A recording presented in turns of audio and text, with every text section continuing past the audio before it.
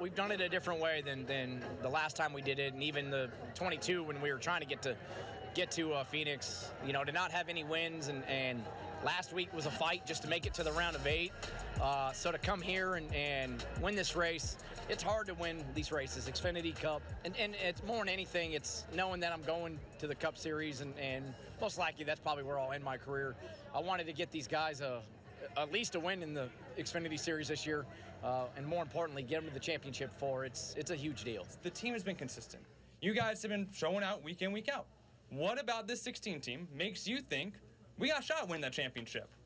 Just because the nature of this race team, the attitudes, the way we stick together. I mean, it's been a year that's been up and down for sure. The way this championship format works. You just got to make it to the next round. We've done that. What better time to go win your first race of the year than to go make the Final Four? Yeah, lay it all down on the line. And I want to go back a few years ago, back when you first started this venture with Colleague. You said you would not come back full-time racing unless you had one condition. You were having fun. Question simple. You're going full-time Cup racing next year? You still having fun? Yeah, I mean, fun enough, right? No, it's this is what I live to do, and I love, and I've said it many times, right? Like, I love Colleague racing, what Matt Colleague and Chris Rice, all the men and women allow me to do. The belief, more importantly, that they put in me, that gives me a lot of confidence, even sometimes if I'm lacking confidence in myself. To run the Xfinity Series this year, to try to get the program back, I think the future of the program is bright now with Christian Eckes and Daniel Dye, Josh Williams, bringing the young guys in and hopefully go back to the Cup Series, and we can make that program strong and really, hopefully I do it for a few more years. But to try to leave the Cup program in a great spot so these young guys, we can build them up and have somewhere for them to go. And I think maybe the most fun part this year for you has been seeing Arrow at the racetrack, at home, social media. Everyone's eating him up. But how has your perspective on life, coming to the racetrack or just seeing life through his eyes, changed how you see everything that you're doing day to day now? Yeah, it's so much fun. Like it's when they say, when you have your first child and it kind of changes your perspective. I'm still fully into this. When it's not going well, I definitely struggle. I'm frustrated, but then you go home or you go back to the motorhome after a bad race, and he's sitting there just playing, and you pick him up and he's smiling, and it makes everything a lot better. So it's been just. It's crazy, right? Like, you see him when we started the Daytona 500, like, we were just carrying him around. So now he's running down pit road already. He's growing fast, and it's truly amazing to be able to have him at the racetrack, and a blessing in life for me and Tara. So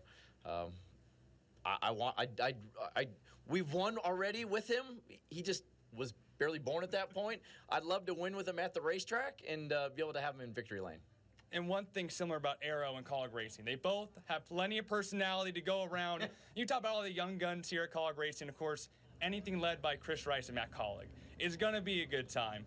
Obviously, that's part of the reason why you're here at Colleague, is because of the way that they run things. Through your relationship with them the past couple of years, how has that grown? How has that kind of changed the way that you look at your job every weekend? Yeah, I mean, it's, I'm probably more intense than I ever been. It's who I am. I care a lot. I feel like if we're not winning, I'm letting the team down. So it makes me super intense. I work hard at it. But that's what I've always loved about this organization. And it starts with, truly with Matt and Chris. But I think you see it trickle down through everybody here. It's we stick together. There's never finger pointing. There's, we can be hard on each other for sure. But we're always in it together, and that's what I love about this team. And that's like a year this year where we've had our ups and downs. It'd be easy to kind of start splitting at the seams and everything falling apart, but I think we just come together even more. And off the racetrack we have our fun, and then we show up to the racetrack and it's time for business. I think the last piece of your life that I've yet to mention yet is your wife, Tara, a former Miss America contestant. Who would be the better Miss American contestant between Matt Colleague and Chris Rice, do you think?